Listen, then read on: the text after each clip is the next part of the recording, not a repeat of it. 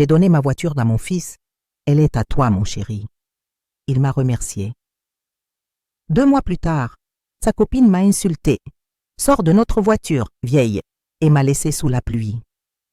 Le lendemain, j'ai appelé l'agent administratif. La voiture était toujours à mon nom. Quand la dépanneuse est arrivée, je n'aurais jamais imaginé qu'un geste d'amour maternel puisse se transformer en une leçon si dure sur la gratitude et le caractère. À 58 ans, moi, Isabelle Cardoso, j'avais appris à apprécier les petits bonheurs de la vie, surtout après le décès de mon mari il y a 3 ans. Ma maison, qui résonnait autrefois de conversations animées pendant le dîner, gardait maintenant un silence qui pesait parfois sur le cœur. Nathan, mon fils de 26 ans, était devenu ma principale compagnie, bien que ses visites se fassent de plus en plus rares depuis qu'il avait commencé à fréquenter Romane Marie. Nathan a toujours été un garçon travailleur, diplômé en génie civil. Mais comme beaucoup de jeunes de son âge, il rencontrait des difficultés financières pour s'établir professionnellement. Je l'observais dans ses luttes quotidiennes pour trouver des clients pour son petit bureau d'études, le voyant partir tôt le matin en transport en commun, portant sa lourde sacoche remplie de plans et de documents. Parfois, il rentrait épuisé, les épaules voûtées non seulement par le poids des documents, mais aussi par celui des soucis qu'il portait. Ma Civic 2016 restait garée dans le garage la plupart du temps. Depuis ma retraite du cabinet comptable où j'avais travaillé pendant 30 ans, mes sorties se limitaient au supermarché, à la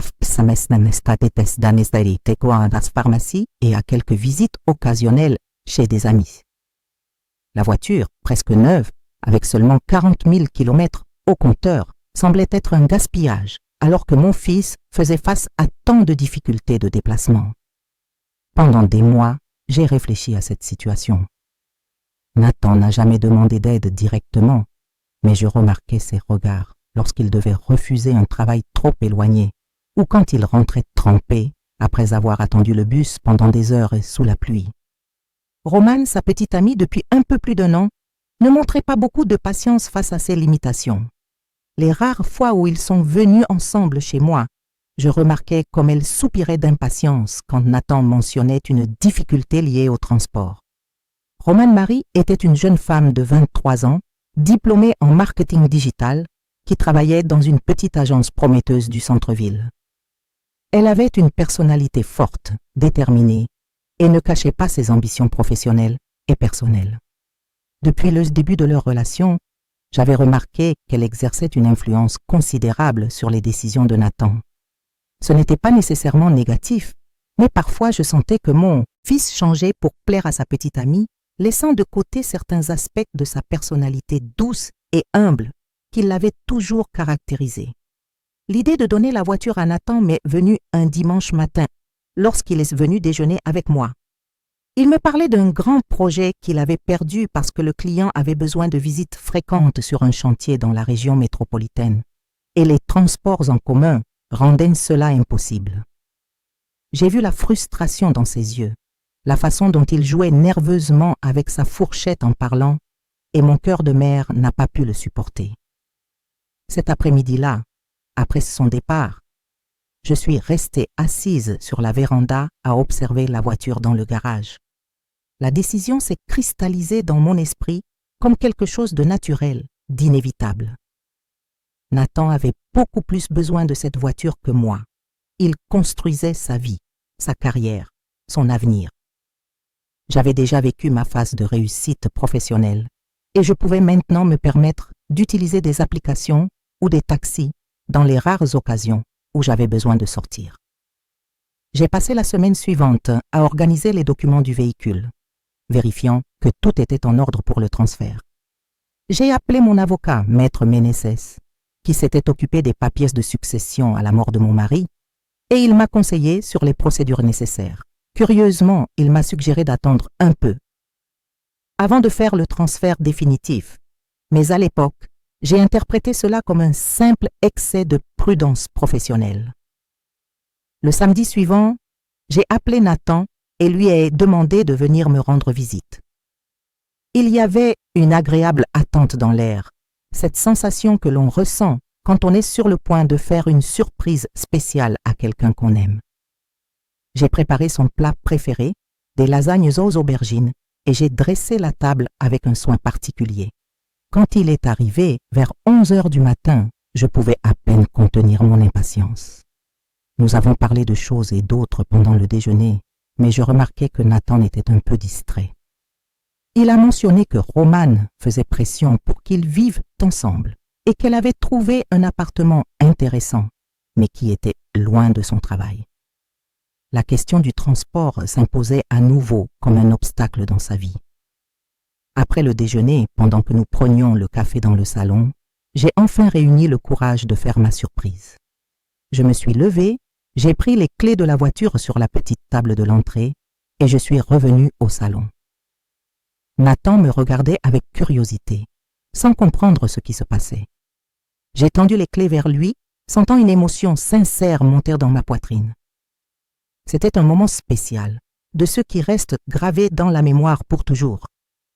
J'étais sur le point de résoudre l'un des principaux problèmes de mon fils, de contribuer concrètement à son épanouissement professionnel et personnel. Le visage de Nathan s'est transformé quand il a compris la signification de ce geste.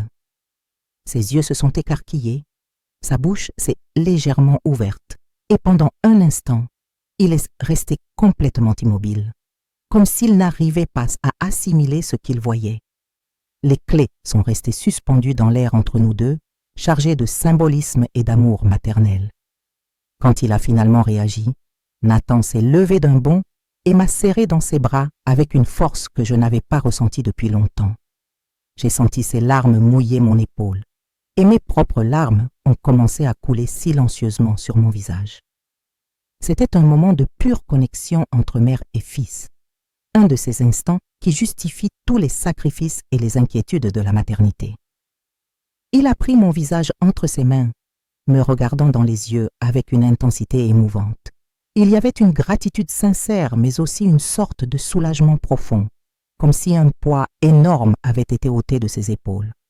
À ce moment-là, je me suis sentie accomplie en tant que mère, certaine de prendre la bonne décision. Nous avons passé le reste de l'après-midi à parler des projets qu'il pourrait réaliser maintenant qu'il aurait sa propre mobilité. Nathan parlait avec enthousiasme des projets qu'il pourrait accepter, des endroits qu'il pourrait visiter avec Romane, de l'indépendance que cela représenterait pour leur relation. Son enthousiasme était contagieux et j'étais de plus en plus convaincue d'avoir fait le bon choix. Quand j'ai quitté la maison de Nathan ce dimanche après-midi, mon cœur débordait de satisfaction. Voir la joie sincère sur le visage de mon fils avait été l'un des moments les plus gratifiants que j'avais vécus depuis la mort de mon mari.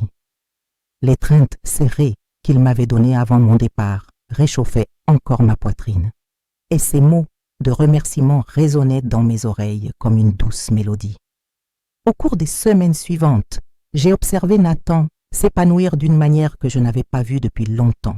Il a commencé à accepter des projets dans des régions plus éloignées, profitant de la mobilité que la voiture lui offrait. Ses appels sont devenus plus fréquents et animés, partageant toujours une réussite professionnelle ou racontant les endroits intéressants qu'il avait visités pendant son travail.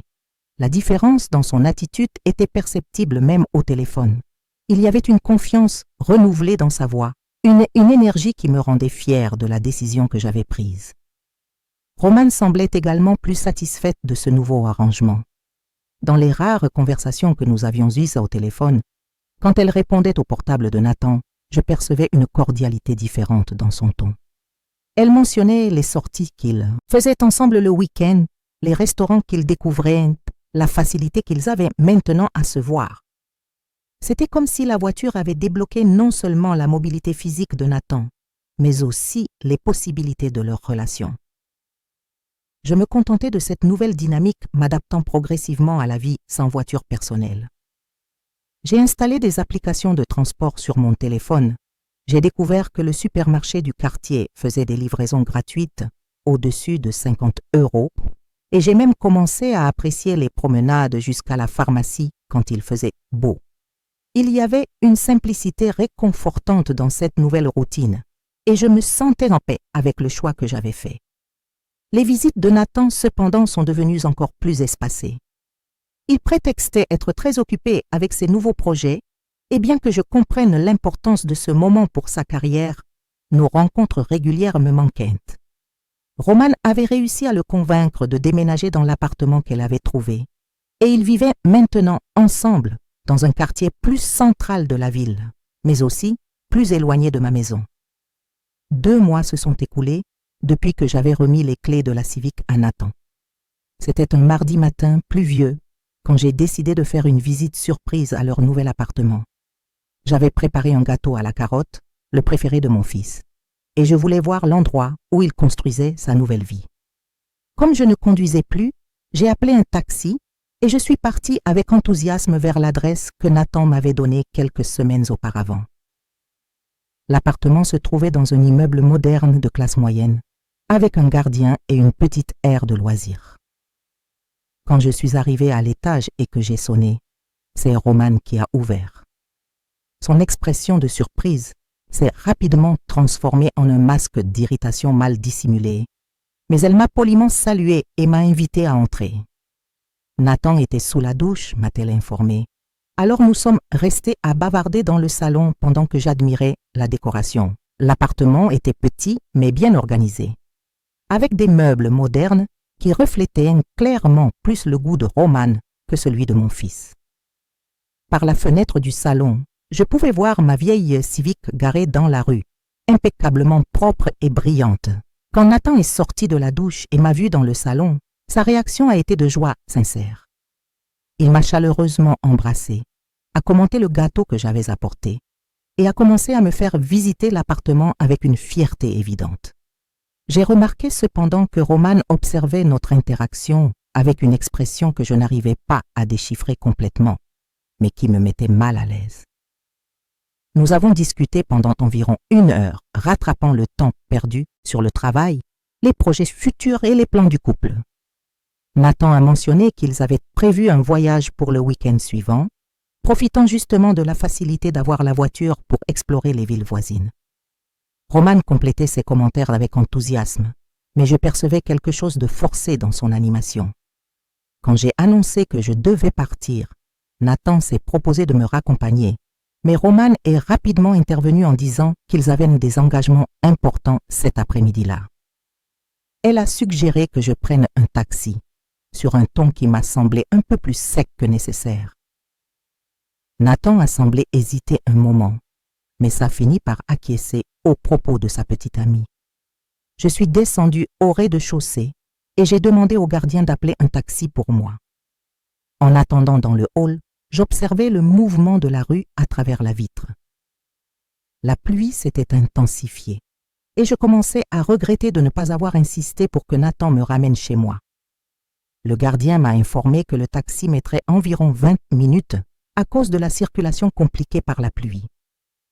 C'est alors que j'ai vu Nathan et Romane sortir de l'immeuble, marchant vers mon ancienne voiture. Ils semblaient me sentir pressés, portant des parapluies et une sacoche que j'ai reconnue comme étant celle de travail de Nathan. J'ai présumé qu'ils avaient décidé de sortir pour honorer les engagements dont Romane y avait parlé. Je suis sortie du hall et me suis dirigée vers eux, pensant qu'ils pourraient peut-être me déposer puisqu'ils sortaient de toute façon. La pluie était forte et je n'avais pas de parapluie, alors j'ai marché rapidement vers la voiture. Nathan était au volant et démarrait le moteur, tandis que Romane arrangeait quelque chose sur le siège passager. J'ai légèrement tapé sur la vitre côté passager, où Romane était assise. Elle a baissé la vitre de quelques centimètres seulement, suffisamment pour que nous puissions parler, mais pas assez pour me protéger de la pluie qui continuait de tomber sur moi. « Romane, puisque vous sortez de toute façon, pourriez-vous me déposer chez moi ?» ai-je demandé avec un sourire, essayant d'avoir l'air décontracté, malgré le fait que j'étais en train d'être trempée. Sa réponse m'a frappée comme une gifle. Ses yeux se sont plissés et sa voix s'était chargée d'une froideur que je n'avais jamais connue auparavant. « Dégage de notre voiture, vieille !» a crié Romane, sa voix tranchant l'air comme une lame. « Cette voiture est à nous maintenant. Tu n'as plus aucun droit dessus. » Je suis restée paralysée un moment, incapable de traiter complètement ce que je venais d'entendre. La pluie continuait de tomber sur moi, mouillant mes cheveux et mes vêtements, mais le choc des paroles de Roman me glaçait plus que n'importe quel orage. Nathan, depuis le siège conducteur, regardait droit devant lui avec une expression que je n'ai pas pu interpréter. Il n'a pas dit un mot, n'a fait aucun mouvement pour me défendre ou au moins adoucir la situation. Son silence m'a fait plus mal que les cris de sa petite amie. « Nathan !» ai-je appelé, ma voix sortant plus faible que je ne l'aurais voulu. « Fils ?» Roman a remonté la vitre brusquement, coupant toute possibilité de dialogue. À travers la vitre embuée, j'ai pu voir Nathan faire des gestes qui semblaient indiquer une sorte de discussion entre eux, mais il n'a fait aucun mouvement pour sortir de la voiture ou m'ouvrir la porte. Le moteur a accéléré et la voiture s'est éloignée, me laissant là, debout sous la pluie, complètement trempé et en état de choc. J'ai observé les feux arrière de mon ancienne Civic disparaître au coin de la rue, emportant avec eux non seulement mon fils, mais aussi toutes les illusions que j'avais sur la gratitude, le respect et l'amour familial.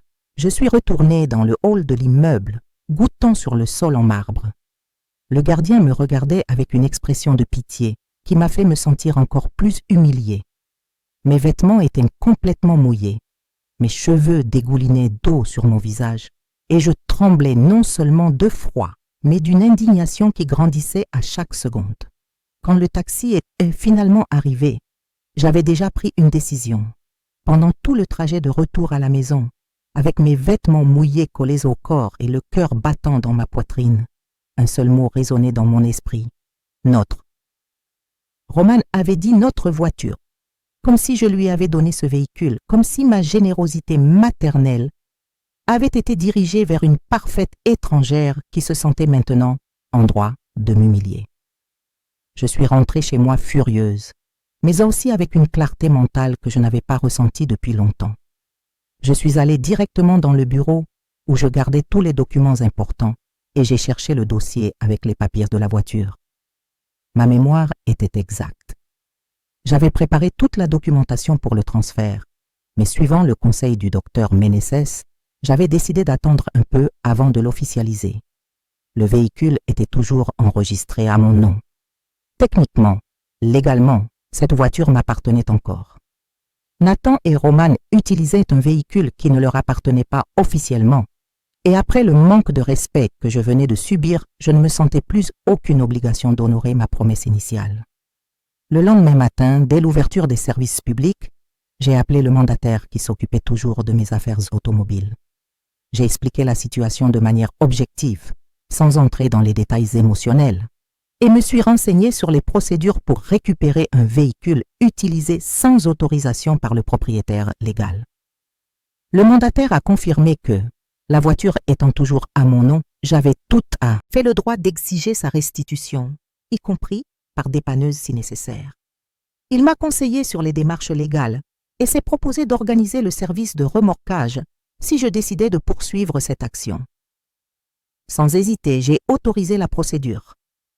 J'ai fourni l'adresse de l'appartement où vivaient Nathan et Roman et j'ai demandé que la dépanneuse soit envoyée pendant les heures de bureau, quand il était plus probable qu'ils soient chez eux pour assister à l'enlèvement du véhicule. En attendant l'exécution du service, j'ai ressenti un mélange complexe d'émotions. Il y avait de la tristesse pour la détérioration de la relation avec mon fils, de la colère pour le manque de respect manifesté par Roman, mais aussi une satisfaction particulière de savoir que je prenais enfin position pour me défendre. Pendant longtemps, j'avais été uniquement la mère compréhensive et généreuse, toujours prête à sacrifier mes propres intérêts pour le bien-être des autres.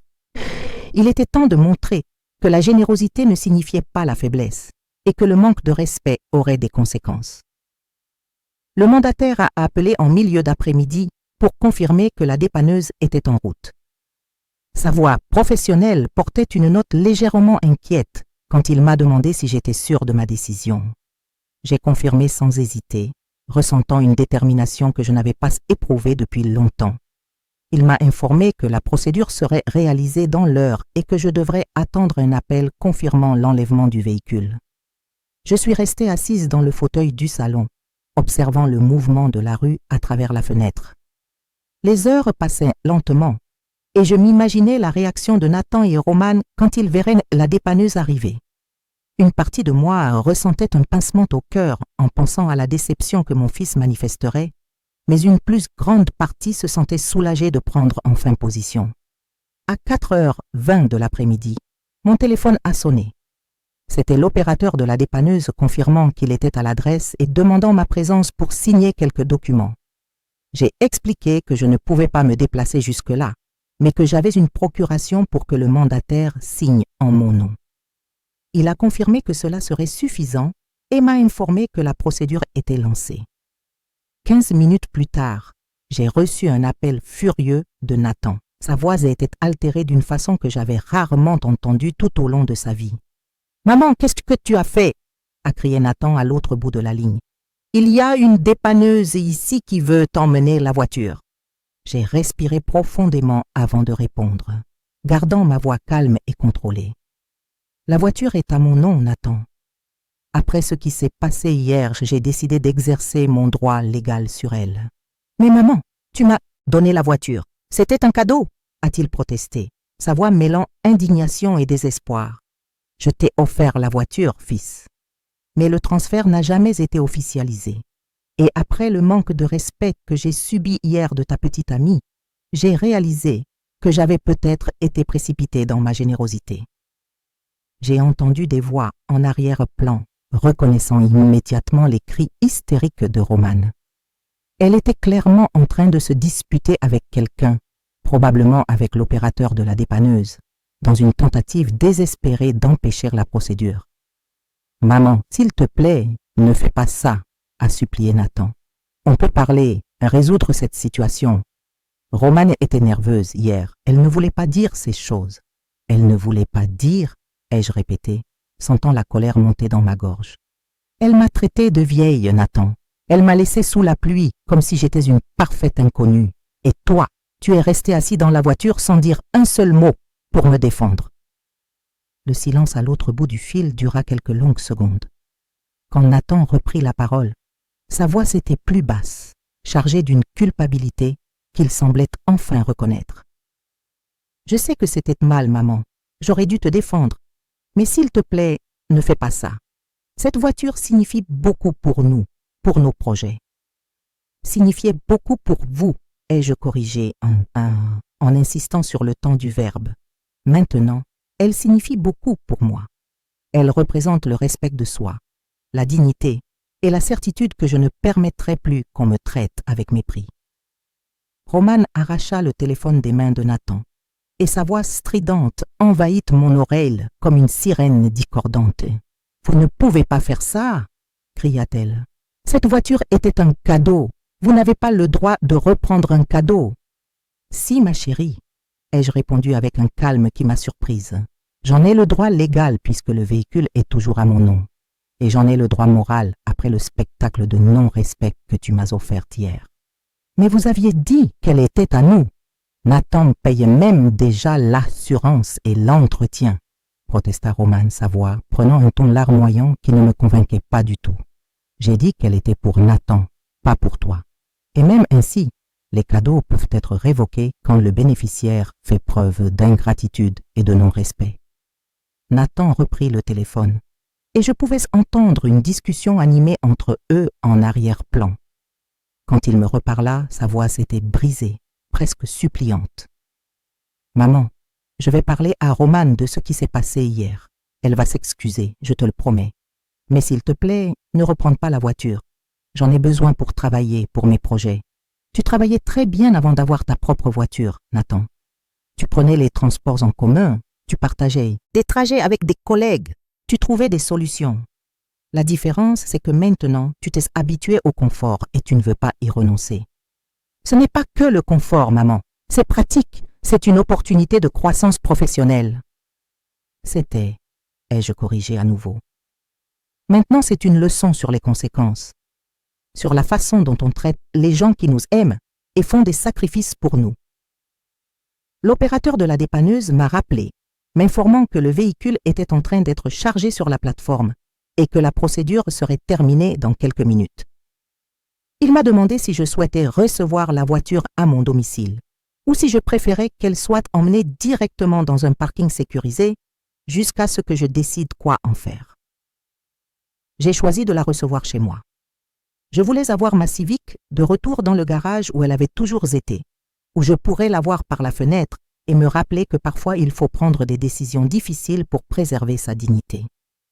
Nathan était toujours en ligne quand j'ai raccroché avec la dépanneuse. Sa voix avait pris un ton de résignation mêlé de ressentiment. « Alors c'est ça, maman. Tu vas vraiment me faire ça? Je ne te fais rien, Nathan. Je fais quelque chose pour moi. Je me respecte et j'exige que les autres me respectent aussi. Mais et notre relation? Et tout ce qu'on a toujours partagé? Notre relation continue d'exister, mon fils. Tu restes mon fils et je continue de t'aimer. Mais l'amour ne signifie pas accepter le non-respect. Ça ne signifie pas être le paillasson de qui que ce soit, même pas de ma propre famille. » Romane criait quelque chose en arrière-plan, mais je ne pouvais pas comprendre exactement ce qu'elle disait. Nathan soupira profondément avant de parler à nouveau. « Romane dit qu'elle va vous poursuivre pour préjudice moral. » J'ai ri, un rire bref mais sincère qui m'a surprise. Préjudice moral? Après m'avoir traité de vieille et m'avoir laissée sous la pluie, elle veut parler de préjudice moral? Qu'elle essaie, Nathan, qu'elle essaye donc. Ce sera intéressant de voir comment un juge réagira à cette histoire. Maman, s'il te plaît. Non, Nathan, il n'y a plus de « s'il te plaît ». Il y a des conséquences, il y a le respect, il y a la dignité et il y a une mère qui a finalement décidé de se valoriser. J'ai raccroché le téléphone et l'ai mise en mode silencieux. Je ne voulais plus de discussions, plus de supplications ou de menaces. Je voulais juste la paix pour digérer tout ce qui s'était passé et toutes les décisions que j'avais prises. 1 heure plus tard, j'ai entendu le bruit de la dépanneuse arrivant dans ma rue. Je suis allée à la fenêtre du salon et j'ai observé l'opérateur positionner soigneusement ma Civic dans le garage. La voiture était impeccable, visiblement bien entretenue, et cela m'a apporté une satisfaction inattendue. Au moins Nathan avait bien pris soin du véhicule pendant le temps où il l'avait eu. J'ai signé les documents nécessaires et remercié l'opérateur pour son service professionnel. Quand il est parti et que j'ai fermé le portail du garage, j'ai ressenti une étrange sensation de plénitude. C'était comme si une partie de moi qui avait été prêtée était enfin revenue à la maison. Ce soir-là, je me suis préparé un dîner simple et me suis assise à la table de la cuisine, réfléchissant aux événements des 2 derniers jours. La générosité s'était transformée en ingratitude. L'amour maternel avait rencontré l'irrespect, mais j'avais aussi trouvé la force de me défendre. Je ne savais pas ce que l'avenir réservait à ma relation avec Nathan, ni comment il gérerait les conséquences de ses choix et de ses omissions. Mais je savais que j'avais fait le bon choix pour moi-même, pour ma dignité et mon amour-propre. Le téléphone a sonné plusieurs fois pendant la nuit, mais je l'ai laissé en mode silencieux. Demain serait un nouveau jour, et j'affronterai toute conversation nécessaire avec la clarté et la détermination que j'avais trouvée. Pour l'instant, je voulais simplement savourer la sensation d'avoir récupéré ma voiture et, plus important encore, d'avoir retrouvé mon estime de soi. Le lendemain matin, je me suis réveillée avec une étrange sensation de légèreté. Le soleil entrait par la fenêtre de la chambre, illuminant les rideaux fleuris que j'avais choisis des années auparavant, et pour la première fois depuis longtemps, j'ai senti que j'avais pris une décision parfaitement juste. Le téléphone était toujours en mode silencieux depuis la veille, mais je pouvais voir sur l'écran des dizaines d'appels manqués et de messages non lus. J'ai préparé mon petit déjeuner tranquillement, savourant chaque gorgée tout en observant, par la fenêtre de la cuisine, l'animation matinale du voisinage. Madame Antonia arrosait ses plantes comme elle le faisait toujours à 7 heures du matin, et je lui ai fait signe à travers la vitre. Elle m'a rendu mon salut avec un sourire chaleureux, complètement étrangère au drame qui s'était déroulé dans ma vie ces dernières 24 heures. Quand j'ai finalement décidé de vérifier les messages, j'ai trouvé une série désespérée de textos de Nathan. Les premiers étaient des supplications polies, me demandant de discuter calmement. Progressivement, le ton est devenu plus désespéré, puis franchement irrité. Le dernier message envoyé à 2 heures du matin disait simplement Maman, vous ne pouvez pas me faire ça. Je suis votre fils. Roman avait également envoyé plusieurs messages, mais son ton était complètement différent. Elle commençait par de fausses tentatives de réconciliation, disant qu'elle regrettait ce qui s'était passé et qu'elle aimerait me parler en personne. Quand elle a réalisé que je ne répondais pas, les messagers sont devenus de plus en plus agressifs. Le dernier était une menace claire qu'elle allait régler cette situation une fois pour toutes. J'ai poussé un profond soupir et mis le téléphone de côté. Je n'étais pas prête à affronter plus de drame à ce moment-là. J'avais besoin de temps pour organiser mes pensées et décider de ma prochaine étape. L'important était que j'avais récupéré ma voiture et, plus significatif encore, j'avais retrouvé mon sens de la dignité. Vers 10 heures du matin, la sonnette a retenti. À travers la fenêtre du salon, j'ai vu Nathan debout au portail. Il était seul, ce qui m'a agréablement surprise. Il portait une chemise froissée et avait des cernes profondes, comme s'il n'avait pas bien dormi. Ses mains tremblaient légèrement pendant qu'il attendait que je réponde. J'ai ouvert la porte en gardant une expression neutre, bien que mon cœur batte la chamade en voyant mon fils dans cet état. Nathan m'a regardé avec un mélange de honte et de désespoir que j'avais rarement vu dans ses yeux. « Maman, je peux entrer ?» a-t-il demandé d'une voix rauque. « Je dois vous parler. » J'ai acquiescé silencieusement et me suis écartée pour le laisser passer. Nathan est entré dans le salon où nous avions discuté tant de fois au fil des années, où j'avais annoncé ma décision de lui offrir la voiture quelques mois auparavant. Maintenant, l'atmosphère semblait chargée de tension et de regrets mutuels. « Assieds-toi, Nathan » ai-je dit en désignant le canapé. « Parlons. » Il s'est assis au bord du canapé, les mains entrelacées et les yeux fixés au sol. Pendant quelques minutes, nous sommes restés silencieux, chacun organisant mentalement les mots qui devaient en être dits. « Maman, je suis venue pour m'excuser » a finalement commencé Nathan, levant les yeux vers moi. « Pour ce qui s'est passé avant-hier, pour ma réaction d'hier, pour tout. »« Je t'écoute » ai-je répondu, gardant ma voix calme mais sans montrer le moindre signe que j'étais disposée à céder facilement. « Vous avez raison sur tout. Sur la façon dont Roman vous a traité, sur mon silence, sur notre ingratitude et notre irrespect à tous les deux. » Nathan a fait une pause, passant ses mains sur son visage fatigué. « Je n'ai pas pu dormir de la nuit en pensant à quel point je vous ai déçu. »« Et que comptes-tu faire à ce sujet ?» ai-je demandé, croisant les bras et m'adossant au fauteuil. « D'abord, je veux que vous sachiez que j'ai rompu avec Roman, » a dit Nathan, et j'ai pu voir des larmes se former dans ses yeux. Hier soir, après que la dépanneuse a emporté la voiture, nous avons eu une terrible dispute. Elle a dit des choses horribles sur vous, des choses que je ne peux pas répéter. Et j'ai réalisé que je ne peux pas rester avec quelqu'un qui manque de respect à ma mère de cette façon. J'ai ressenti un pincement de satisfaction, mais aussi de tristesse. Je ne voulais pas que mon fils mette fin à une relation à cause de moi, mais en même temps, j'étais soulagée de savoir qu'il avait enfin pris position. « Nathan, je ne t'ai jamais demandé de rompre avec elle. » dis-je doucement. Ce que je demandais, c'était du respect. Que tu me défendes quand c'était nécessaire. Je sais, maman, et c'est exactement ce que j'aurais dû faire depuis le début. Nathan se leva du canapé et commença à marcher nerveusement dans la pièce. Roman a toujours été jalouse de notre relation. Elle se plaignait toujours que j'étais trop attachée à vous, que je devrais être plus indépendant. Et moi, comme un idiot, j'ai commencé à y croire. L'indépendance ne signifie pas manquer de respect à ceux qui nous aiment, mon fils, observai-je, sentant mon cœur se serrer en voyant la souffrance sincère dans ses yeux. Je le sais maintenant. Je sais que vous m'avez toujours soutenu, que vous avez toujours fait des sacrifices pour moi, que vous avez toujours été là quand j'en avais besoin. Nathan s'arrêta de marcher et se tourna pour me regarder directement. Et j'ai répondu à cela en laissant quelqu'un vous traiter comme une moins que rien en ma présence. Le silence qui suivit était lourd et chargé d'émotions.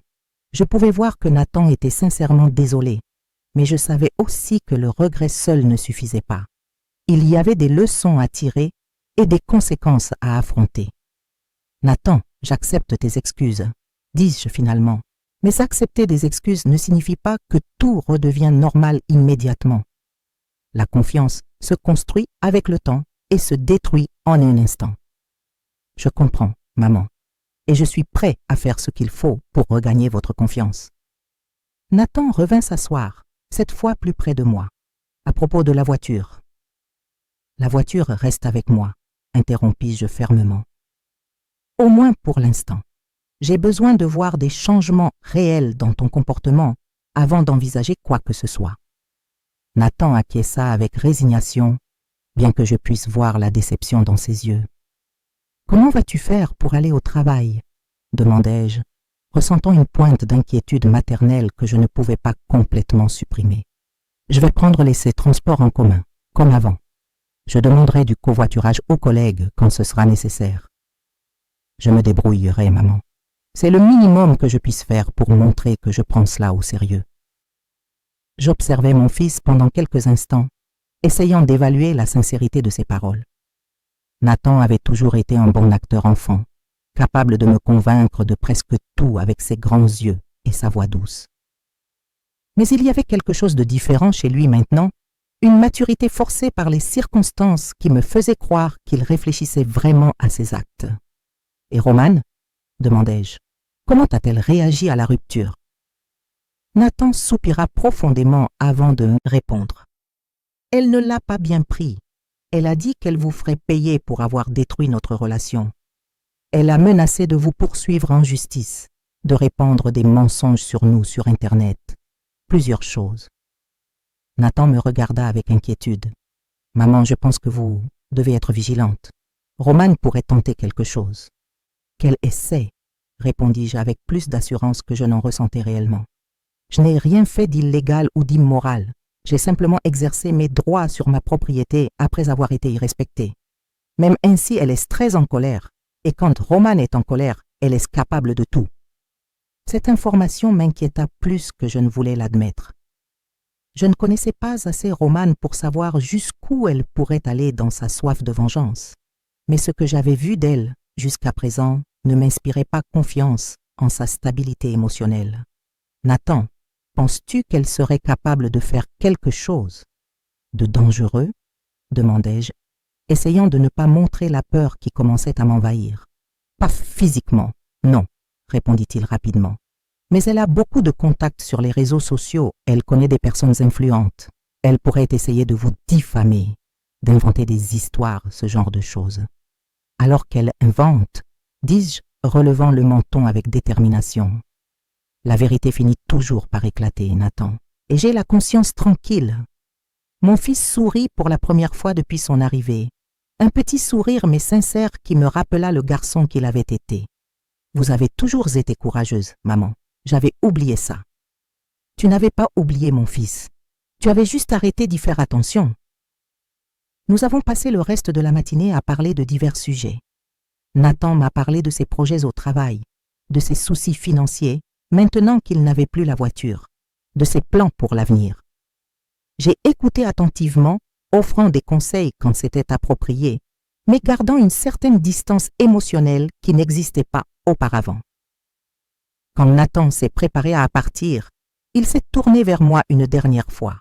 « Maman, je sais qu'il te faudra du temps pour me faire confiance à nouveau, mais je veux que tu saches que j'ai retenu la leçon.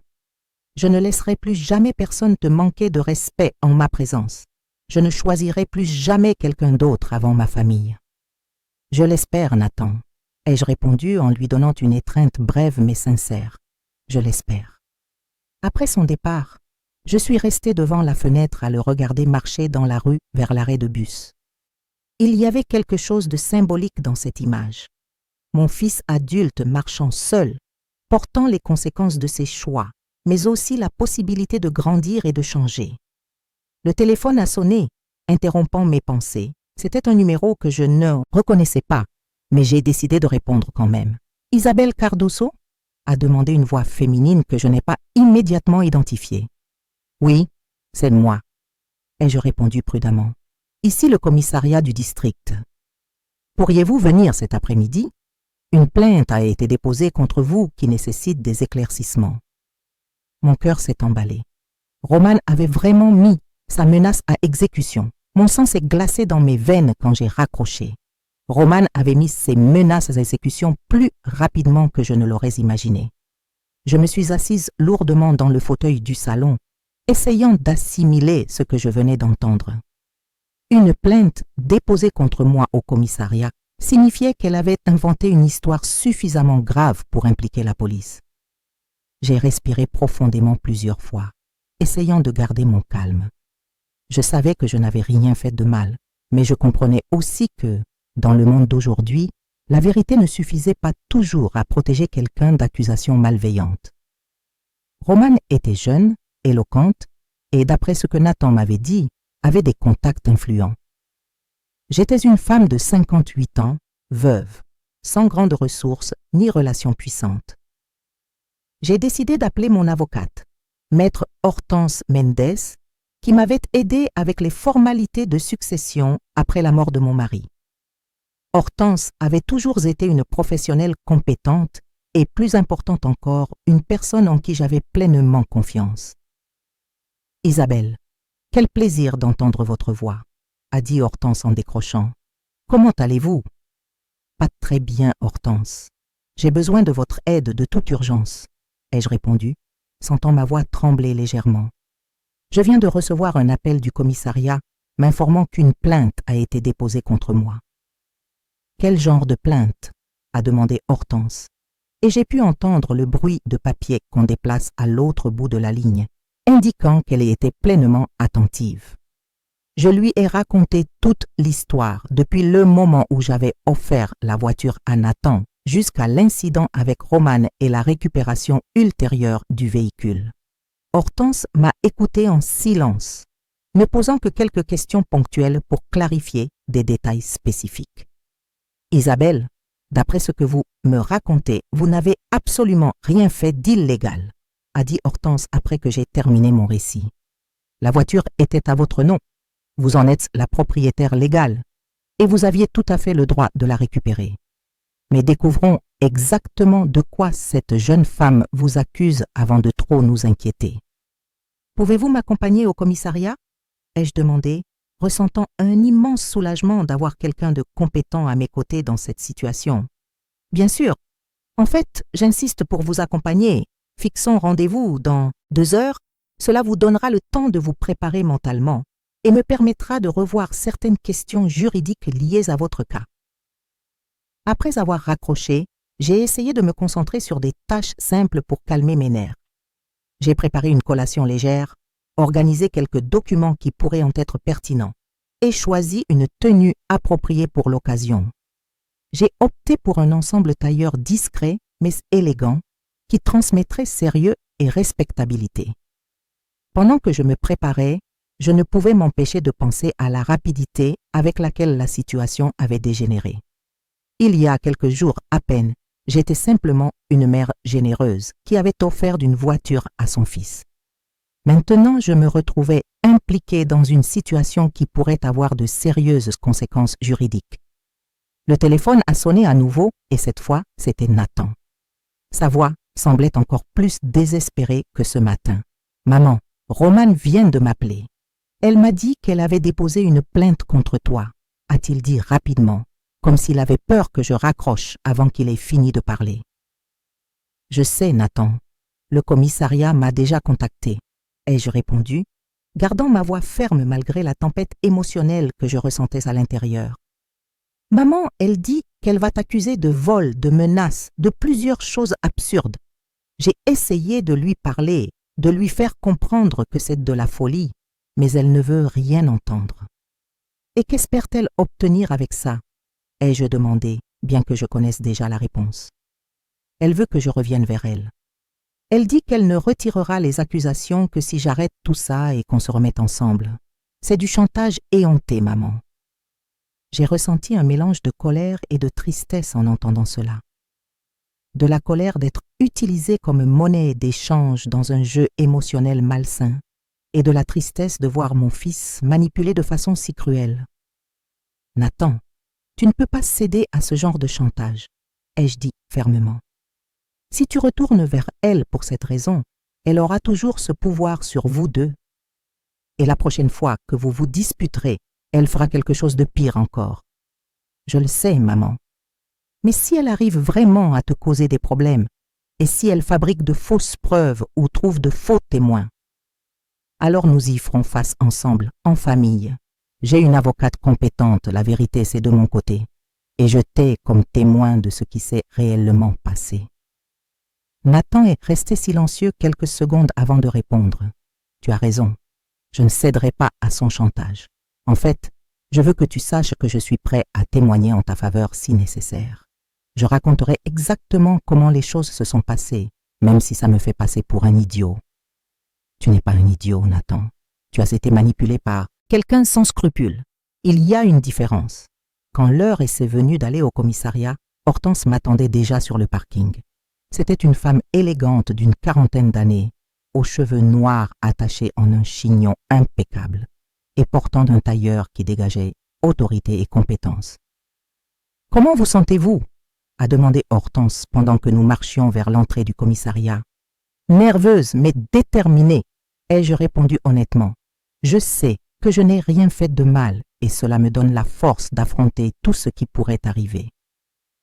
Le commissariat était animé en ce mardi après-midi. Des gens attendaient sur les bancs du hall principal. Des policiers circulaient avec des papiers en main et il y avait un bourdonnement constant de conversations et de téléphones qui sonnaient. L'ambiance m'a d'abord intimidée, mais la présence rassurante de Hortense à mes côtés m'a aidé à garder mon sang-froid. Nous nous sommes dirigés vers le comptoir d'accueil, où un policier nous a reçus avec professionnalisme. Hortense s'est présentée comme mon avocate et a expliqué que nous étions là en réponse à la convocation que j'avais reçue. « Madame Isabelle Cardozo ?» a demandé le policier, vérifiant quelques documents sur son bureau. « Oui, c'est moi », ai-je répondu en tendant ma carte d'identité. « Il y a une plainte déposée contre vous par mademoiselle Romane Marie Santos. Les accusations incluent vol de véhicule, menaces et contraintes illégales. » Hortense a immédiatement pris les devants. Nous souhaiterions avoir accès aux détails complets de la plainte afin de pouvoir nous défendre convenablement, a-t-elle dit, maintenant un ton professionnel mais ferme. Le policier nous a conduites dans une pièce plus petite où nous pouvions parler plus discrètement. Là, il nous a présenté une copie du procès verbal que Romane y avait déposé. En lisant le document, j'ai ressenti un mélange d'indignation et d'incrédulité. Selon le récit de Romane, j'aurais envahi la maison où elle vivait avec mon fils, volé la voiture qui appartenait légalement à Nathan, proféré des menaces verbales de violence physique contre elle et causé une humiliation publique en enlevant le véhicule en présence des voisins. « Ah, c'est complètement absurde », ai-je dit, sentant ma voix monter involontairement. Hortense a posé une main apaisante sur mon bras avant de s'adresser au policier. « Officier, ma cliente possède toute la documentation prouvant qu'elle est la propriétaire légale du véhicule en question. La voiture n'a jamais été officiellement transférée à son fils, restant à son nom. Il n'y a donc eu aucun vol. De plus, ai-je poursuivi, plus calme, je n'ai jamais menacé personne physiquement. J'ai simplement exercé mon droit de récupérer ma propriété après avoir été irrespecté et humilié. Le policier a noté nos déclarations et expliqué que nous devrions formaliser une réponse écrite. Hortense s'est chargée de cette tâche, rédigeant un document détaillé qui réfutait chacune des accusations de Romane sur la base de faits et de preuves documentaires. Pendant que nous attendions la conclusion des formalités administratives, je n'ai pu m'empêcher de réfléchir à combien la situation était devenue surréaliste. J'étais là, moi qui avais passé toute ma vie à être honnête et respectueuse, formellement accusée de crimes que je n'aurais jamais commis. Isabelle, vous devez vous préparer à la possibilité que cela devienne une procédure plus longue, a dit Hortense en organisant les documents. Romane n'a visiblement pas l'intention d'abandonner facilement, et les gens comme elle vont parfois très loin avant de réaliser qu'ils n'ont pas de dossier solide. Je suis prête à faire ce qu'il faut, ai-je répondu, sentant une détermination d'acier se solidifier en moi. Je ne permettrai pas qu'une personne malhonnête détruise ma réputation ou m'intimide à faire quelque chose contre ma conscience. Quand nous sommes finalement sortis du commissariat, le soleil se couchait déjà, peignant le ciel de teintes orangées et rosées. Hortense m'a accompagné jusqu'à ma voiture qui était garée dans la rue en face du bâtiment du commissariat. « Que se passe-t-il maintenant ?» ai-je demandé, ressentant le poids émotionnel de toute l'après-midi. « Maintenant, nous attendons. La police va enquêter sur les allégations, probablement convoquer des témoins et finalement décider s'il y a matière à poursuivre. Mais, Isabelle, d'après ce que nous avons vu aujourd'hui, je suis confiante que ces accusations n'aboutiront pas. » J'ai conduit jusqu'à la maison en silence, traitant mentalement tous les événements de la journée. Quand je suis finalement arrivée dans mon garage et que j'ai vu ma voiture garée en sécurité, j'ai ressenti une vague de gratitude d'avoir pris la décision de la récupérer. Indépendamment des problèmes que cela avait causés, je savais que j'avais fait ce qui était juste. Cette nuit-là, j'ai à peine pu dormir. Chaque fois que je fermais les yeux, je repassais mentalement tous les détails de l'après-midi au commissariat, analysant chaque mot que j'avais dit, chaque document que Hortense avait présenté. La sensation d'être injustement accusée rongeait ma tranquillité d'une manière que je n'avais jamais expérimentée auparavant. Je me suis levée plusieurs fois pendant la nuit, marchant dans la maison à la recherche de quelque chose qui pourrait calmer mon esprit agité. J'ai préparé une tisane de camomille, feuilleté un magazine, essayé de regarder la télévision, mais rien ne parvenait à éloigner complètement les pensées sur la situation absurde dans laquelle je me trouvais. Vers 5 heures du matin, j'ai abandonné l'idée de dormir et décidé de préparer un café bien fort. Pendant que j'attendais que la boisson soit prête, j'ai observé par la fenêtre de la cuisine la naissance d'un nouveau jour. Le ciel était clair, avec peu de nuages, et les premiers rayons de soleil commençaient à dorer les cimes des arbres du jardin. C'est alors que j'ai entendu le bruit d'une voiture s'arrêtant devant la maison. J'ai trouvé cela étrange, car il était très tôt pour des visites, et je me suis dirigée vers la fenêtre du salon pour vérifier qui cela pouvait être. À ma surprise, c'était Nathan descendant d'un taxi. Il semblait fatigué et préoccupé, portant une petite valise de voyage. J'ai ouvert la porte avant même qu'il ne sonne. « Nathan, que fais-tu ici si tôt ?» ai-je demandé, remarquant les cernes profondes sous ses yeux. « Maman, je n'ai pas pu dormir de la nuit en pensant à tout ça, » a-t-il répondu, passant la main dans ses cheveux en désordre. « Je dois parler avec vous. Et aussi, j'ai quitté la maison. » « Quitter la maison? Comment ça ?» Nathan est entré dans le salon et a posé sa valise au sol avant de s'asseoir lourdement sur le canapé. « J'ai eu une terrible dispute avec Romane hier soir. Quand je suis rentré du travail, elle était euphorique, racontant à ses amis au téléphone comment elle vous avait donné une leçon. Elle parlait comme si c'était une grande victoire d'avoir déposé cette fausse plainte. J'ai senti mon estomac se retourner en entendant cela. Je me suis assise dans le fauteuil en face de lui, me préparant à écouter la suite de l'histoire. « Continue, Nathan, » ai-je dit, gardant ma voix calme malgré l'indignation que je sentais grandir en moi. J'ai explosé, maman. J'ai crié contre elle, lui ai dit qu'elle était ridicule, que vous ne méritiez pas d'être traitée de cette façon. Mais elle a simplement ri et m'a dit que je devais choisir. Soit je restais de son côté, soit je restais de votre côté. Nathan a fait une pause, passant ses mains sur son visage dans un geste d'extrême fatigue. « Et quelle a été ta réponse ?» ai-je demandé, bien que je connaisse déjà la réponse par sa présence ici. J'ai dit que je vous choisissais, bien sûr. J'ai dit qu'elle avait dépassé toutes les limites de l'acceptable et que je ne reconnaissais plus la personne dont je pensais être amoureux. J'ai senti une vague de soulagement et de fierté parcourir mon corps. Enfin, mon fils avait montré qu'il avait une colonne vertébrale et un sens de la justice. Comment a-t-elle réagi? Elle est devenue furieuse. Elle s'est mise à crier, à jeter des objets. Elle a dit qu'elle allait faire de votre vie un enfer si je ne changeais pas d'avis. C'est à ce moment-là que j'ai réalisé à quel point elle est vraiment perturbée. Nathan s'est levé du canapé et a commencé à marcher dans le salon, visiblement agité, en se remémorant les événements de la veille. Elle a dit qu'elle allait inventer d'autres accusations, qu'elle trouverait de faux témoins, qu'elle ferait tout pour vous faire emprisonner. Maman, elle a dit ça avec tellement de haine dans les yeux que ça m'a fait peur. Et c'est là que tu as décidé de partir. Je ne pouvais plus rester dans le même environnement qu'elle. J'ai pris quelques vêtements et documents et je suis partie. J'ai passé la nuit à marcher dans les rues, réfléchissant à comment tout en était arrivé là. Je me suis levée et suis allée dans la cuisine chercher 2 tasses de café. Quand je suis revenue, Nathan regardait par la fenêtre avec une expression pensive et mélancolique. « Tu peux rester ici aussi longtemps que tu en auras besoin », lui dis-je en lui tendant une des tasses. « Cette maison a toujours été la tienne, et le sera toujours. » Merci maman, je ne savais vraiment pas où aller. Toutes mes amies connaissent Romane et j'ai peur qu'elle essaie de manipuler la situation pour me nuire encore plus. Nous nous sommes rassis et Nathan but une longue gorgée de café avant de continuer. Tu sais ce qui me fait le plus mal dans toute cette histoire? C'est de réaliser à quel point j'étais aveugle.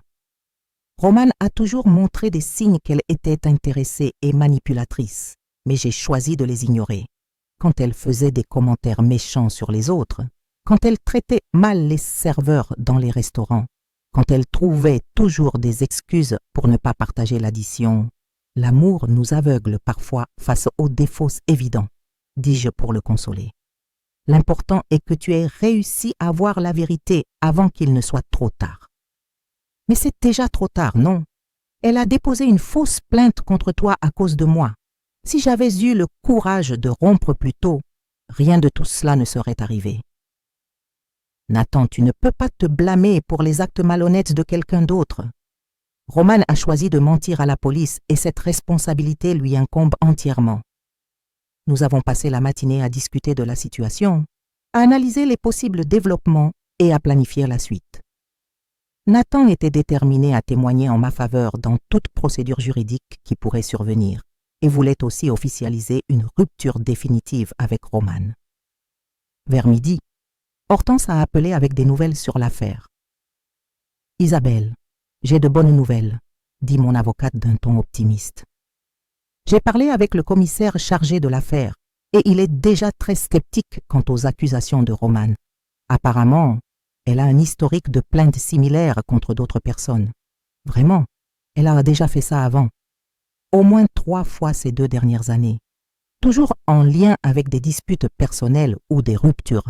Le commissaire a dit que cela soulève de sérieux doutes sur sa crédibilité. J'ai senti une vague d'espoir parcourir mon corps. Peut-être que la situation n'était pas aussi grave que je l'avais imaginé. Et que se passe-t-il maintenant? Ai-je demandé. Ils vont enquêter plus en profondeur. Ils convoqueront probablement Nathan pour témoigner, puisqu'il est témoin oculaire de tous les événements. Si son témoignage confirme votre version des faits, il est très probable que les accusations soient classées sans suite. Après avoir raccroché, j'ai partagé les nouvelles avec Nathan qui semblait visiblement soulagé. « Au moins une bonne chose sort de toute cette confusion, » dit-il. « Je découvre qui sont vraiment les gens autour de moi. » Durant l'après-midi, j'ai aidé Nathan à s'installer dans la chambre d'amis. C'était étrange d'avoir mon fils adulte vivant à nouveau avec moi, mais aussi réconfortant. Nous avions retrouvé une proximité qui n'existait plus depuis des années, forgée par les circonstances difficiles, mais néanmoins authentiques. Pendant qu'il rangeait ses vêtements dans l'armoire, je ne pouvais m'empêcher de réfléchir à la façon dont la vie nous surprend parfois. Il y a 1 semaine, je me souciais simplement d'être une mère généreuse et présente. Maintenant, je me retrouvais au centre d'une bataille juridique, mais paradoxalement plus proche de mon fils que je ne l'avais été depuis longtemps. « Maman, je peux te poser une question ?» dit Nathan, interrompant mes pensées. « Bien sûr, chérie. Tu ne regrettes pas d'avoir récupéré la voiture? Je veux dire, vu tous les problèmes que ça a causés. » J'ai réfléchi soigneusement avant de répondre. C'était une question importante qui touchait au cœur de toute la situation.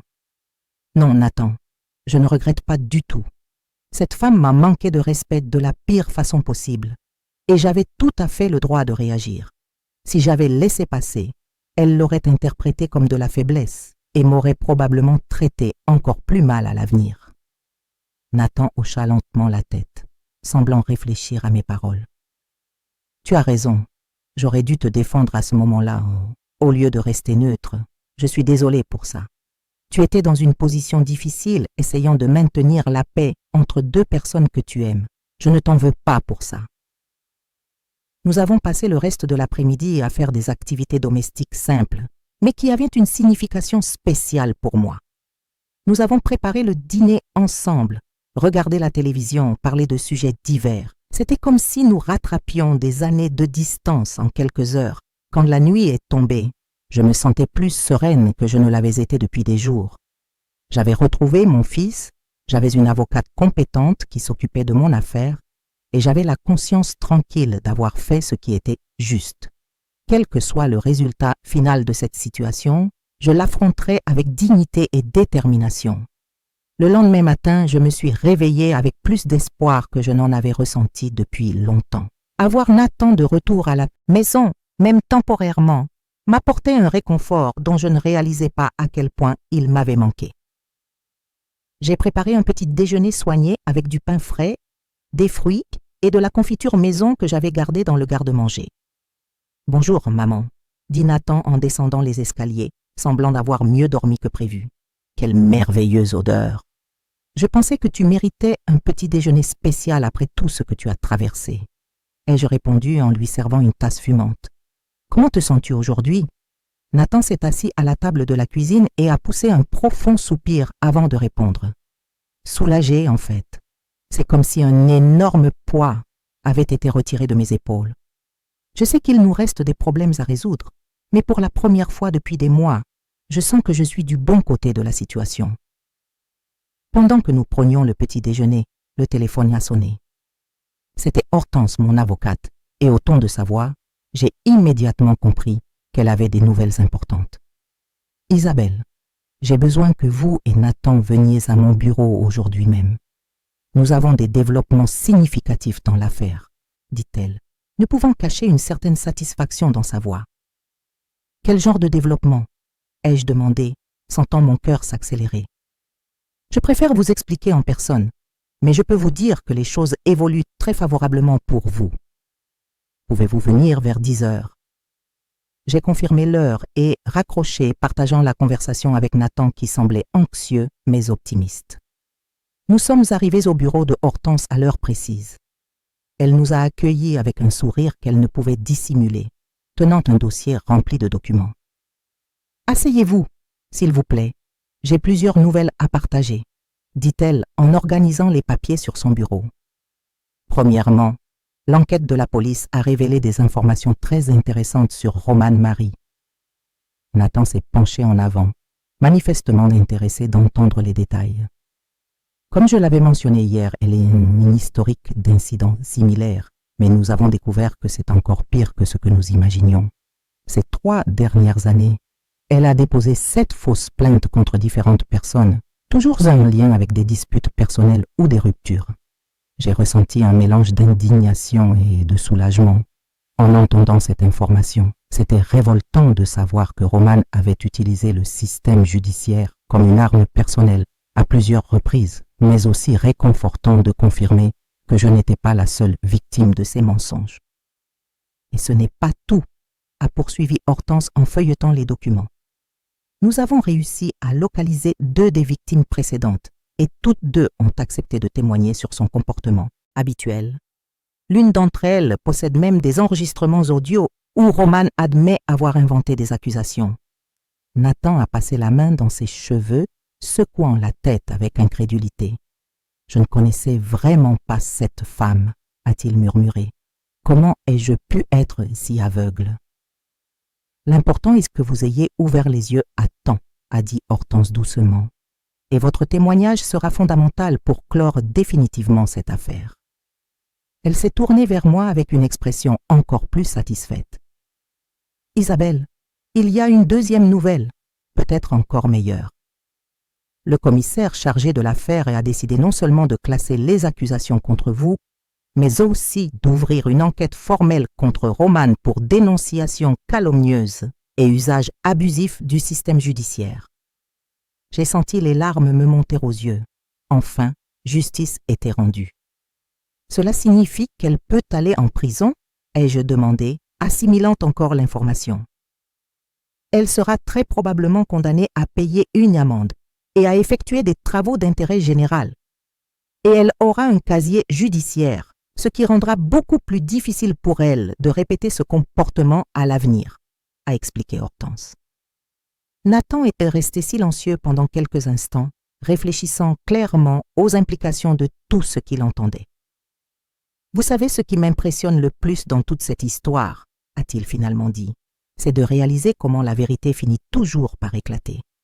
Roman pensait pouvoir manipuler la situation, mais ses propres actions antérieures l'ont condamné. Nous avons passé 1 heure de plus au bureau, signant des documents et discutant des prochaines étapes. En sortant, je me sentais complètement vengée. Non seulement les fausses accusations avaient été démasquées, mais la véritable nature de Roman était également exposée aux autorités compétentes. Pendant le déjeuner, Nathan a abordé un sujet qui le préoccupait visiblement. « Maman, je dois te parler de la voiture, » a-t-il dit, jouant nerveusement avec sa fourchette. « Je sais que tu avais tout à fait le droit d'en reprendre possession, mais je veux que tu saches que j'ai l'intention d'acheter ma propre voiture dès que j'aurai réuni l'argent nécessaire. »« Nathan, tu n'as pas besoin de te sentir pressé pour ça, » ai-je répondu. « La voiture reste à ta disposition quand tu en as besoin. Ce que j'ai fait n'était qu'une leçon sur le respect et la gratitude. Je comprends et je suis tout à fait d'accord. Mais je sens que je dois gagner mon indépendance honnêtement. Je veux avoir quelque chose qui soit vraiment à moi, que j'ai obtenu par mes propres efforts. » J'ai ressenti une immense fierté en entendant ces mots. Enfin, mon fils faisait preuve de maturité et de sens des responsabilités. Dans ce cas, je peux t'aider autrement. Je peux te prêter de l'argent pour la compte ou être ta garante pour le financement, ai-je proposé. Merci, maman. J'accepterai ton aide, mais je veux faire les choses correctement, avec un contrat signé et tout le reste. Je ne veux pas qu'une femme puisse un jour utiliser mes biens contre toi. L'après-midi, nous avons reçu un appel inattendu. C'était le commissaire chargé de l'affaire, qui voulait nous informer personnellement des derniers développements. « Madame Isabelle, j'ai le plaisir de vous annoncer que les accusations contre vous ont été formellement classées sans suite. De plus, Roman Marie a été convoqué au commissariat demain pour témoigner sur les accusations de dénonciation calomnieuse. » Merci, commissaire. Puis-je demander comment elle a réagi à la convocation? Eh bien, c'est intéressant. Quand nos agents sont allés lui remettre la convocation à l'adresse qu'elle avait fournie, nous avons découvert qu'elle avait déménagé sans prévenir personne. Nous essayons de la localiser par d'autres moyens. Nathan a froncé les sourcils en entendant cette information. « Elle s'est enfuie ?» a-t-il demandé. « Apparemment oui, mais ce n'est pas un problème. Nous avons toutes ses coordonnées et nous finirons par la retrouver. Sa fuite ne fait que confirmer sa culpabilité et aggrave sa situation juridique. » Après avoir raccroché, Nathan est resté pensif pendant longtemps. C'est incroyable comme les gens montrent leur vraie nature quand ils sont confrontés aux conséquences de leurs actes, a-t-il dit. Roman parlait toujours d'affronter les problèmes de face, mais à la première difficulté réelle, elle a simplement disparu. Dans les jours qui ont suivi, notre routine est progressivement revenue à la normale. Nathan a continué à vivre temporairement chez moi, mais a commencé à chercher un appartement à louer. Notre cohabitation était très positive et j'étais reconnaissante d'avoir retrouvé cette proximité avec mon fils. 1 semaine plus tard, Hortense nous a appelés pour nous dire que Roman avait été localisé. Elle vivait chez une tante dans une autre ville, mais serait obligée de revenir pour répondre aux accusations. Que se passe-t-il maintenant? Ai-je demandé. Elle essaiera probablement de conclure un accord pour éviter le procès. Mais vu son passé et la gravité des fausses accusations, je doute qu'elle puisse s'en sortir sans conséquences significatives. Ce soir-là, pendant le dîner, Nathan a fait une remarque qui m'a profondément marquée. « Tu sais, maman, je pense que toute cette situation, aussi difficile qu'elle ait été, a fini par être bonne pour nous. J'ai appris à valoriser davantage la famille, à reconnaître la manipulation quand je la vois, et à avoir le courage de défendre ce qui est juste.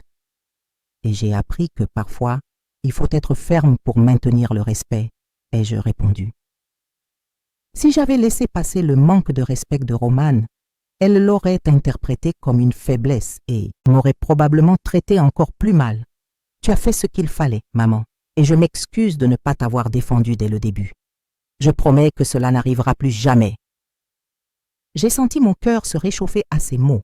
Enfin, après des mois de tension et de conflits, notre famille se reconstruisait sur des bases plus solides de respect mutuel et d'honnêteté.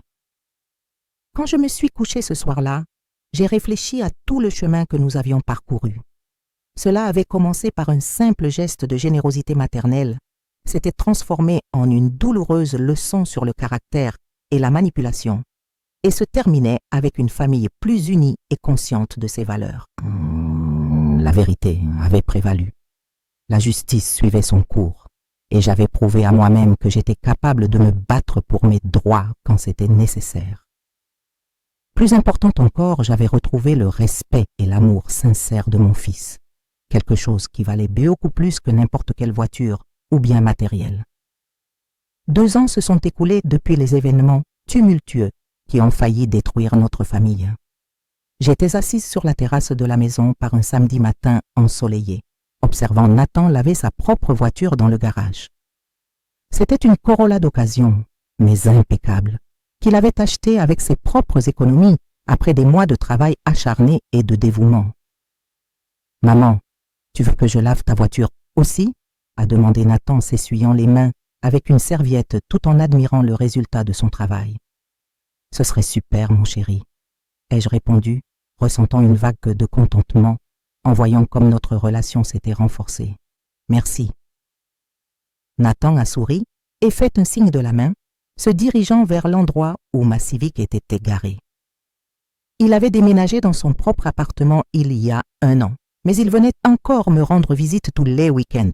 Maintenant, notre proximité sent la dépendance excessive qui avait caractérisé notre relation par le passé. Le téléphone sonna, interrompant mes pensées. C'était Hortense, mon avocate, qui appelait pour partager les dernières nouvelles concernant l'affaire de Romane. « Isabelle, j'ai une mise à jour finale concernant la situation de Romane Marie, » dit Hortense d'un ton satisfait. L'affaire a été définitivement conclue cette semaine. « Et quel a été le résultat ?» demandai-je, bien que je savais déjà que les nouvelles seraient positives. Elle a été condamnée pour dénonciation calomnieuse et usage abusif du système judiciaire. Elle a reçu une amende significative, 2 ans de travaux d'intérêt général et garde un casier judiciaire permanent, expliqua Hortense. De plus, elle m'a été obligée de vous écrire une lettre d'excuse formelle. J'ai ressenti une satisfaction tranquille en entendant cette information. Ce n'était pas la vengeance que je cherchais, mais la justice et l'assurance que Romane ne pourrait pas répéter ce comportement avec d'autres personnes innocentes. « La lettre est-elle déjà arrivée ?» demandai-je. « Elle est arrivée à mon bureau hier. Je peux vous l'envoyer par courrier ou préférez-vous que je vous la lise au téléphone? Vous pouvez la lire, s'il vous plaît. Je suis curieuse de savoir ce qu'elle a écrit. » Hortense s'éclaircit la gorge avant de commencer la lecture. « Madame Isabelle Cardozo, par la présente lettre, je reconnais formellement avoir commis de graves erreurs dans ma conduite envers vous. Mes accusations étaient fausses et motivées par des sentiments personnels inappropriés. Je vous présente mes sincères excuses pour la gêne et la souffrance que j'ai causées. Je reconnais que vous avez agi dans le cadre de vos droits légaux en récupérant votre propriété et que mon comportement était inacceptable à tous égards. Cordialement, Romane Marie Santos. Très formelle et protocolaire, commentai-je, mais au moins elle reconnaît ses erreurs. L'important est que tout soit officiellement résolu, dit Hortense. Vous pouvez enfin tourner complètement cette page de votre vie. Après avoir raccroché, je suis restée sur le balcon à réfléchir à tout le chemin parcouru. Le bruit du tuyau d'arrosage de Nathan lavant ma voiture créait une bande sonore réconfortante pour mes réflexions. Durant ces 2 années, beaucoup de choses avaient changé dans nos vies. Nathan avait prospéré professionnellement, obtenant des contrats importants et bâtissant une réputation solide dans son domaine.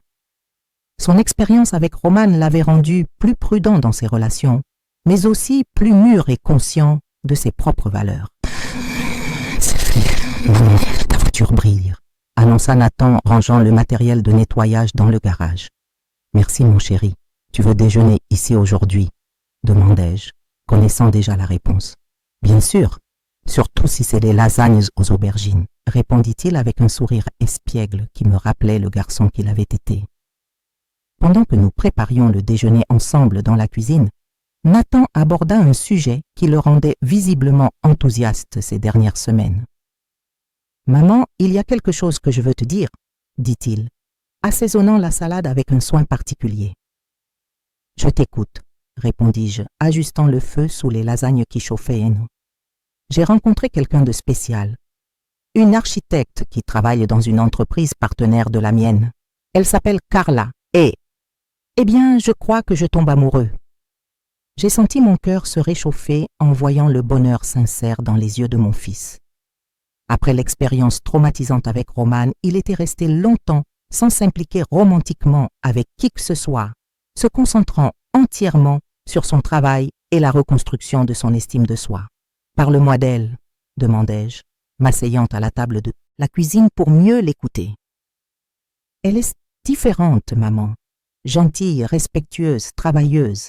Elle traite bien tout le monde, des collègues de travail au personnel d'entretien. Et quand je parle de toi, elle montre toujours un intérêt sincère à te rencontrer. C'est très important, commentai-je, me rappelant comment Roman avait toujours montré du désintérêt ou même de l'irritation quand Nathan mentionnait notre famille. En fait, continua Nathan remuant nerveusement la salade, je pensais l'inviter à déjeuner ici dimanche prochain, si ça ne te dérange pas, bien sûr. Ce serait un plaisir de la rencontrer, répondis-je sincèrement. Depuis combien de temps vous vous connaissez? Environ 4 mois. Nous avons commencé comme amis, travaillant ensemble sur quelques projets, et progressivement nous avons réalisé qu'il y avait quelque chose de plus. Mais cette fois, j'y vais doucement, faisant attention aux détails, apprenant vraiment à la connaître avant de m'impliquer émotionnellement. J'ai ressenti de la fierté devant la maturité dont Nathan faisait preuve. L'expérience difficile avec Roman avait été douloureuse, mais aussi instructive, lui enseignant des leçons précieuses sur les relations et le caractère. Pendant le déjeuner, nous avons parlé de divers sujets, ses projets professionnels, mes projets de voyage pour rendre visite à une cousine dans une autre région, les améliorations qu'il apportait à son appartement. C'était une conversation naturelle et détendue, sans les tensions et les non-dits qui avaient caractérisé notre relation pendant sa période avec Roman. « Tu sais ce que j'apprécie le plus dans notre relation maintenant ?» dit Nathan pendant que nous prenions le café dans le salon après le déjeuner. « Quoi ?» demandai-je, curieuse d'entendre son point de vue. « L'honnêteté. Je peux parler de n'importe quoi avec vous, je peux demander des conseils sans me sentir jugée, et je sais que j'aurai toujours votre soutien quand j'en aurai besoin. Mais je sais aussi que vous n'accepterez le manque de respect de personne, pas même de moi. J'ai appris que l'amour ne signifie pas accepter n'importe quel comportement, répondis-je, réfléchissant aux leçons que j'avais moi-même apprises durant cette période turbulente. Cela signifie établir des limites saines et maintenir le respect mutuel. Nathan hocha pensivement la tête avant de continuer. Carla a fait une remarque intéressante l'autre jour.